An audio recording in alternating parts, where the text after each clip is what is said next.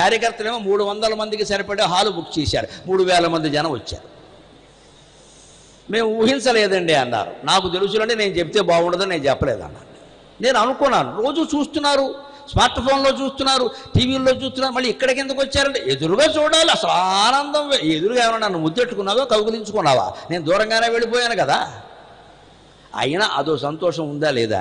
మానవ మాతృలమైన మా విషయంలో ఇంత సంతోషం ప్రత్యక్షంగా చూడడంలో మీకు ఉంటే పరమాత్మ విషయంలో ఎంత ఉంటుందండి, ఎంత ఉంటుందండి, ఎంత ఉంటుందండి. అందుకని భగవంతుడు రూపం ధరించాడు. ఉపాసకానాం కార్యార్థం బ్రహ్మణో రూపకల్పన. ఆ రూపకల్పనగానే మనం దాన్ని భావించాలి. కానీ రూపాన్ని పట్టుకుని వేళ్లాడకూడదు. ఇక్కడ మేము కనపడగానే కనపడ్డారు చాలే అనుకోవాలి. కానీ పంచకుడు కండువావకుడు రాగేస్తే ఇంటికి ఎలా పెడతామండి? జరిగింది ఓసారి అలాగే విచిత్రం. విజయనగరం దగ్గర సాలూరులో నేను మాట్లాడితే వేదిక దగ్గర చెప్పులు పెట్టా. చెప్పులు వేదిక మీద రావు కదా, ఇక్కడ పెట్టా. 2 గంటల శివతాండవ స్తోత్రం మీద మాట్లాడా 2 రోజుల పాటు.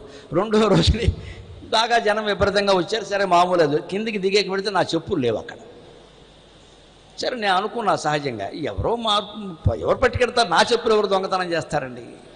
అందుకని ఎవరో పాపం మారిపోయి ఉంటే నేను అనుకున్నా వాడి చెప్పులు ఇక్కడ ఉండాలి కదా, పోనీ వేసుకుని ఇంటికి వెళ్ళిపోదాం అనుకున్నా. పరువు పోతుంది. అయినా మరి ఏదో చెప్పులు ఉండాలి కదా ఇక్కడ. పాపం ఎస్ఐ గారు ఒక ఆయన పక్క నుండి ఏమిటండి ఇలా జరిగింది అన్నాడు. అరగంట అయింది, నా చెప్పులు కనపట్ల. ఎవరి చెప్పులు అక్కడ లేవు. దాని బదులు ఉండాలి కదా, పొరపాటు జరిగితే లేవు.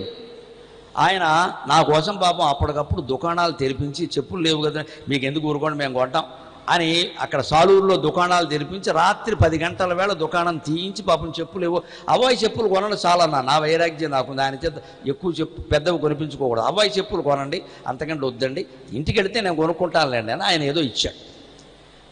10 రోజులకి నాకు ఉత్తరం వచ్చిందమ్మా. ఆశ్చర్యపోయాను నేను అభిమానానికి. ఒక అభిమాని సాలూరు అని రాసి, అయ్యా మీకు సంబంధించిన ఏదో ఒక వస్తువు నా ఇంట్లో ఉండాలని నేను భావించా, అందుకని చెప్పులు పట్టుకెళ్ళా, నన్ను మన్నించండి.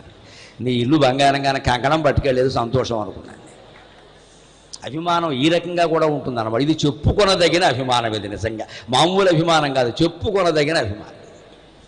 ఏదో ఒక వస్తువు మా ఇంట్లో ఉండాలని నాకు పిచ్చండి మీరంటే ఇలాగా, అందుకని నేను ఏం దొరకలేదు, అవి దొరికే పట్టుకెళ్ళిపోయినాను. నాకు ఉత్తరం రాశాను. మళ్ళీ ఎవరో మాట్లాడదామంటే అందులో అడ్రస్ లేదు. ఒక అభిమాని సాలూరు అంతే. ఇప్పటికి వాడు కనపడతాడేమో అని చూస్తున్నాను నేను. ఏం లేదు, నా చెప్పులు నాకు దొరుకుతాయి, అంతకంటే.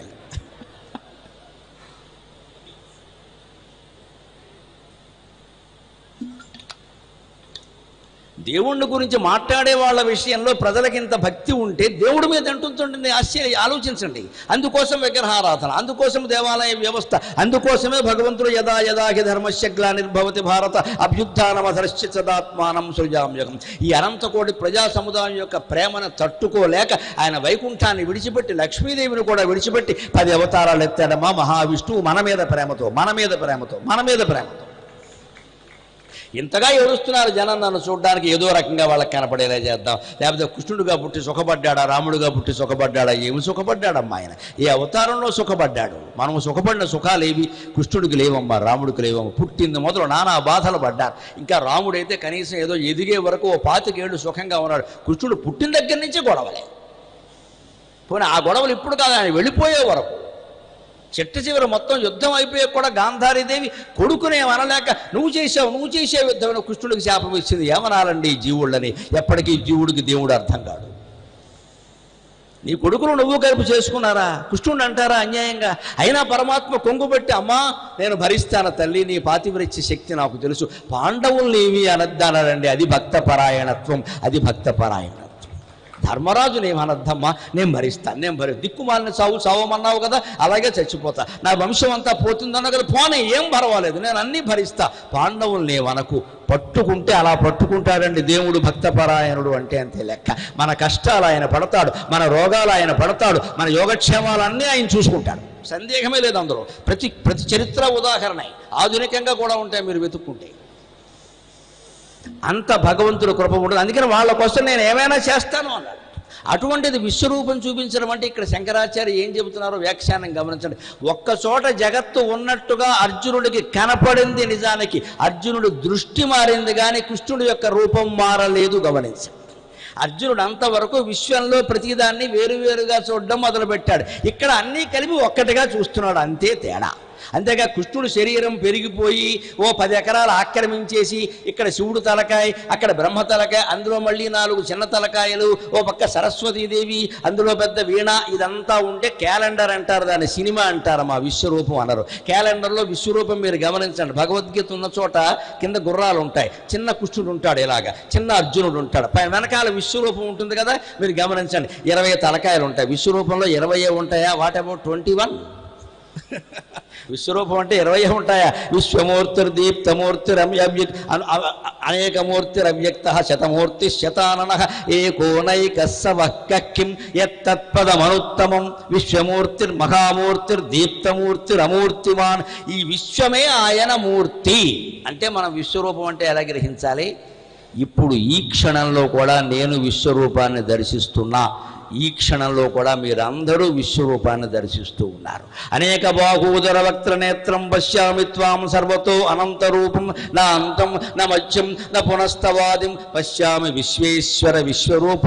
నీ రూపంలో అనేక బాహువులు కనపడుతున్నాయి, అనేక ఉదరాలు కనపడుతున్నాయి, అనేక ముఖాలు కనపడుతున్నాయి, అనేక నేత్రాలు కనపడుతున్నాయి. ఇప్పుడు గమనించండి, నాకు మీ అందరి నేత్రాలు అనేకంగా కనపడుతున్నాయా లేదా? అనేక ముఖాలు ఉన్నాయా లేదా? అనేక బాహువులు ఉన్నాయా లేదా? అనేక పాదాలు ఉన్నాయా లేదా? ఇది అంతా ఒక్కటే రూపం అని భావించడం మానేసి నేను ఏ అజ్ఞానంలో ఉన్నాను? వీరెవరో నాకు భార్య, వారెవరో తల్లి, వారెవరో తమ్ముడు, వీరెవరో పరాయివాడు, ఆయనెవరో కెమెరా మనిషి, ఈ భావనలో ఉన్నాం. ఈ భావన వదిలేసి మొత్తం అంతా సర్వమున్నతని దివ్య కళామయమంచు అని భావించగలిగితే విశ్వం విష్ణు విశ్వం విష్ణు విశ్వం విష్ణు విశ్వమే విష్ణు. విష్ణు సహస్రనామాల్లో 998 నామాలు ఎందుకు రాశారు అంటే ఈ 2 నామాలకి వ్యాఖ్యానం. విశ్వం విష్ణు అనే 2 నామాలకి వ్యాఖ్యానమే రిమైనింగ్ 998. విశ్వం విష్ణువు అని నీకు అర్థం చేయించడం కోసం మహానుభావుడు వ్యాసుడు పడిన తాపత్రయం, అది భీష్ముడు పడిన తాపత్రయం. మనం అది వదిలేసి ఏం చేశాం? మేము విష్ణు సహస్రం రోజు చదువుతాం, 100 మంది కూర్చుని చదువుతున్నాం, 100 రోజులు వరుసగా చదువుతాం. ఈ మెగా ప్రోగ్రాములు దేవుడికి నచ్చవమ్మా, అసలు ఈ ఓడ పెట్టమన్నాడు ఇవన్నీ అంటాడు ఆయన. నేను ఇదివరకు చెప్పాను, మళ్ళీ సరదాగా చెబుతున్నాను. విష్ణు సహస్ర పారాయణ సంఘం అని పెట్టి ఎవరో 5-6 ఏళ్ల క్రితం మేము 1000 సార్లు పారాయణ చేసామండి, 1000వ సార్లు చేస్తున్నాం, మీరు ముఖ్య అతిథిగా రండి అన్నాడు. నేను వెంటనే అన్నాను ఫోన్లో, నాకు చమత్కారం అలవాడు కూడా, 1000 సార్లు పారాయణ చేస్తే 1000వ సారికి విష్ణువు రావాలి కదా, నేను రావడం ఏమిటి అన్నాను. నేను 1000 సార్లు పారాయణ చేసినా విష్ణువు రాలేదంటే విసుగొచ్చి ఉంటుందయ్యా, ఆయనకి మానేసేయని చెప్పాను. నేను రావడం ఏంటి? గొట్టంగాడిని ఇక్కడ నేను వస్తే ఏమిటవుతుంది? ఇక్కడ నాకు పెద్ద దండేస్తావు, నేనే విష్ణువు అంటావు, అక్కడి నుంచి నాకు అహంకారం వచ్చేస్తుంది. ఇక్కడ ఇక నేను శంఖం చక్రం పట్టుకుని కూర్చోవాలి, పెసరట్టు ఉప్మా ఎవరు పెడతారు? ఇక్కడ శంఖం చక్రం పట్టుకుని ఇంటికి వెళ్ళామనుకోండి, ఆవిడేమిటి దేవుడికి ఏం పెట్టకూడదు నైవేద్యం అని ఇంత పెడుతుందమ్మా, చచ్చిపోతాం. 4 పెసరట్లు ఉప్మా శుభ్రంగా తినేవాడిని నేను. దేవుడికి ఆకలి ఏమిటి అంటే ఏమైపోవాలి ఈ ప్రాణి అంటే మమ్మల్ని దేవుళ్ళని చేయకండి దయచేసి, మేము మనుషులమే, మాకు అన్ని రకాల చాపల్యాలు ఉన్నాయి, కాకపోతే కాస్త అదుపులో పెట్టుకుంటాం, అంతే తేడా.